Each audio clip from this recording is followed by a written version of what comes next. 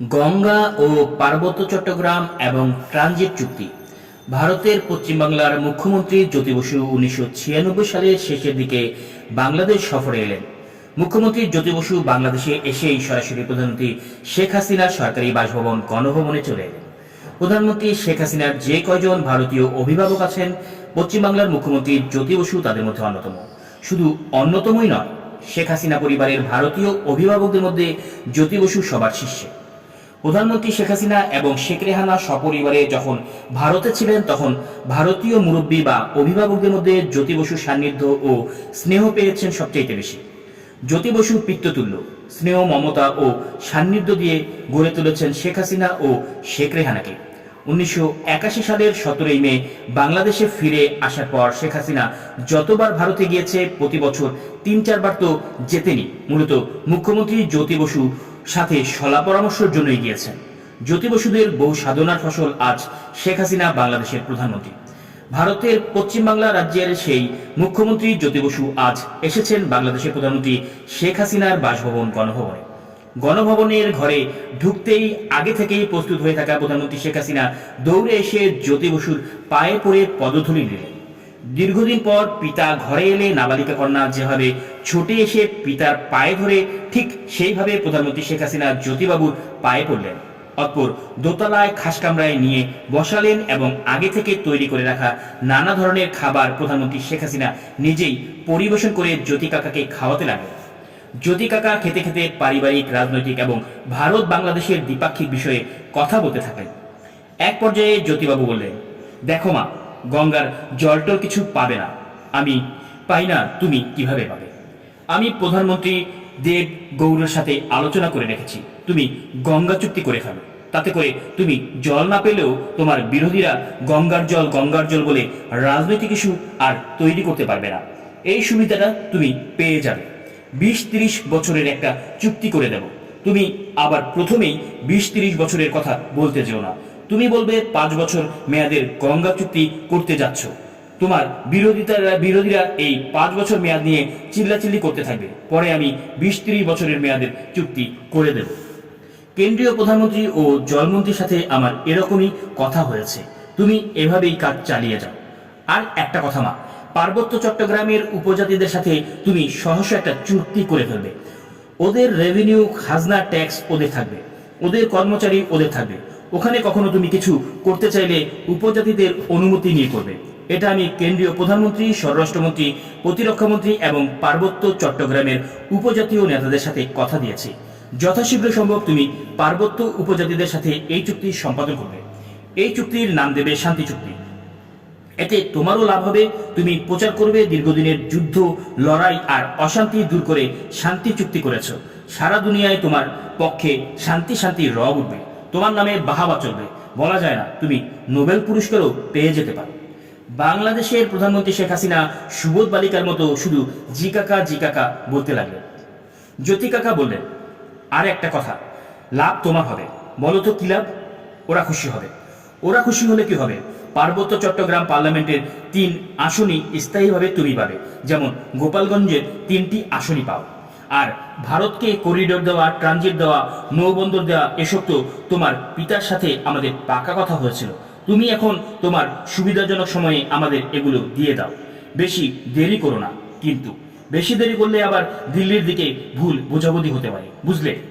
পশ্চিম বাংলার রাজ্যের মুখ্যমন্ত্রী জ্যোতি বসু কাজ শেষে চলে গেলেন। এরপর ভারতের প্রধানমন্ত্রী দেব গৌড় বাংলাদেশ সফরে করে চলে গেলেন। বাংলাদেশের প্রধানমন্ত্রী শেখ হাসিনা দিল্লি সফরে গেলেন এবং পশ্চিম বাংলার মুখ্যমন্ত্রী জ্যোতি কাকার সাজানো 30 বছর মেয়াদের পানিবিহীন গঙ্গা চুক্তি করে গেলেন।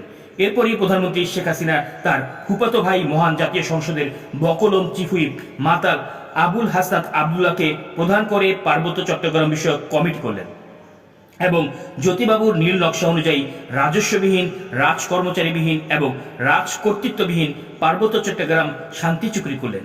এই শান্তি চুক্তি অনুযায়ী এক গণপ্রজাতন্ত্রী বাংলাদেশ সরকার পার্বত্য চট্টগ্রামের কোনো খাজনা ট্যাক্স পাবে না এবং ওই অঞ্চলের খাজনা ট্যাক্স উপজাতিরাই সংগ্রহ করবে ও খরচ করবে। 2, পার্বত্য চট্টগ্রামের স্থানীয় কোনো কর্মচারী গণপ্রজাতন্ত্রী বাংলাদেশ সরকারের কর্মচারী হবে না। উপজাতিরাই উপজাতিদের মধ্য থেকে ওই সকল কর্মচারীদের নিয়োগ দেবে। পদোন্নতি দিবে এবং বরখাস্ত করবে। 3. পার্বত্য চট্টগ্রামের জলাশয়, ভূমি, বন ইত্যাদি যা কিছু আছে উপজাতিরা যদি অনুমতি না দেয় তাহলে গণপ্রজাতন্ত্রী বাংলাদেশ সরকার অধিগ্রহণ বা অ্যাকোয়ার করতে পারবে না। ঘর ভাঙা আসছে এবং ডক্টর মহিউদ্দিন মন্ত্রী। 1996 সালের রমজান মাস, প্রধানমন্ত্রী শেখ হাসিনার সরকারি বাসভবন গণভবনে দেশের মান্যবর ব্যক্তি, সরকারি কর্মকর্তা, রাজনীতিবিদ, বিদেশি দূতাবাসের লোকজনদের ইফতার পার্টি। গণভবনের ভেতরের বিশাল মাঠে বিশাল প্যান্ডেল, বিশাল আয়োজন, অধিকাংশ অতিথি এসে গেছেন। এমন সময় ডক্টর কামাল হোসেন তার 2-3 জন সাথী নিয়ে পশ্চিম দিক থেকে প্যান্ডেলের দিকে এগিয়ে আসছেন।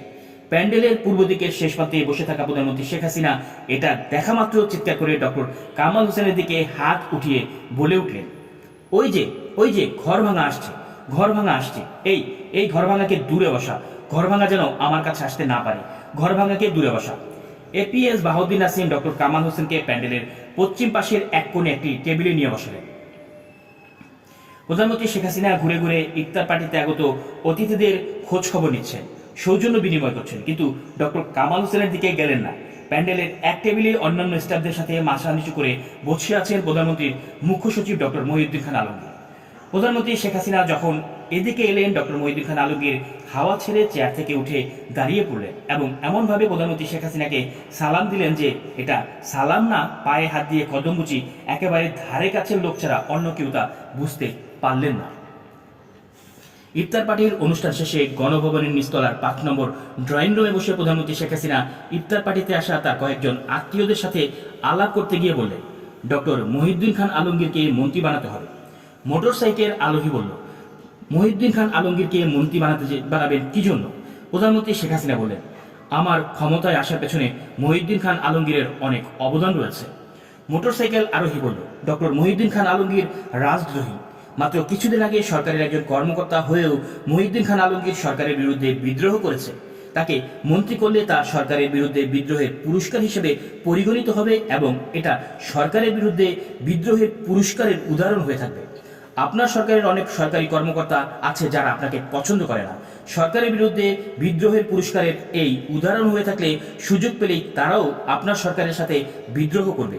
মহিউদ্দিন খান আলমগীরকে মন্ত্রী করার আগে এই বিষয়টি খেয়াল রাখতে হবে। আপনি যদি সত্যিই মনে করেন আপনার ক্ষমতার আসার পেছনে মহিউদ্দিন খান আলমগীরের অবদান আছে তাহলে আপনি তাকে পুরস্কৃত করবেন। তাহলে আগে তাকে চাকরি থেকে অবসর দিয়ে তাকে উপদেষ্টা করেন, সরাসরি মন্ত্রী না করে মন্ত্রীর মর্যাদা দেন, আওয়ামী লীগের প্রেসিডিয়াম মেম্বার করেন, পরের টার্মে মন্ত্রী করেন। প্রধানমন্ত্রী শেখ হাসিনা বললেন, আচ্ছা রিন্টু, তুমি কি আমার সরকারি কার্যক্রমে বাধা দিতেই থাকবা, না আমাকে কাজ করতে দিবা? না নেত্রী, আমি আপনাকে বাধা দিতে যাব কেন? তাহলে তুমি এত কথা বলছো কেন? আপনি বললেন তাই বললাম।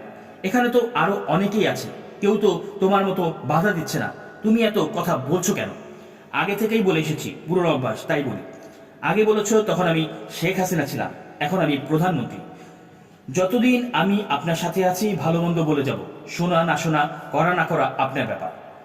এখনো প্রধানমন্ত্রীর ক্ষমতা তো দেখো নাই, দেখবা। এই কথা বলে প্রধানমন্ত্রী শেখ হাসিনা দোতলায় চলে গেলেন। সরকারদ্রোহী মহিউদ্দিন খান আলমগীর মন্ত্রী হলেন।